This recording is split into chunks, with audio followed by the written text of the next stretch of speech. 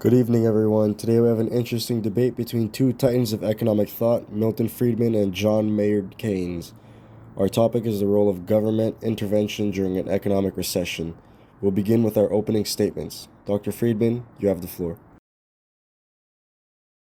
Thank you. During a recession, I firmly believe that government intervention should be minimal. The market, through the invisible hand, is best equipped to correct itself.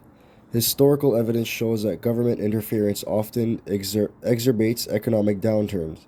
For instance, the Great Depression saw prolonged suffering due to the misguided policies. Instead, we should focus on maintaining a steady monetary policy and let the market's natural mechanisms foster recovery.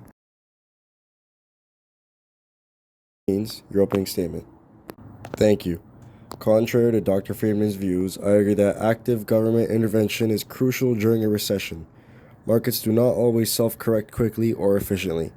The Great Depression, which Dr. Friedman mentioned, actually illustrates the failure of markets to self-regulate. It was only after the government implemented substantial fiscal policies that recovery began. Public works and government spending can stimulate demand, create jobs, and pull an economy out of a downturn more rapidly than leaving it on its own. Government spending. Dr. Friedman, why do you believe government spending is detrimental during a recession? An allocation of resources. Bureaucrats, unlike private enterprises, lack the incentives to allocate funds productively.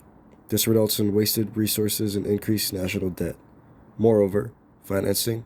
This spending typically involves high taxes or borrowing, both of which stifle private investments and long-term economic growth. During a recession, private sector spending dries up due to uncertainty and lack of demand. Government spending is necessary to fill this gap. By investing in infrastructure, education, and other public goods, the government can create jobs and increase aggregate demand. This not only provides immediate relief but also lays the foundation for future economic growth. The debt incurred is often manageable if the spreading leads to quicker recovery and increased future revenues. Thank you. Our second point concerns monetary policy versus fiscal policy. Mr. Keynes, why do you believe fiscal policy is more effective than monetary policy during a recession? Monetary policy alone is insufficient. Lowering interest rates doesn't always lead to increased investments if businesses and consumers are pessimists about the future. This is what I can liquidity trap.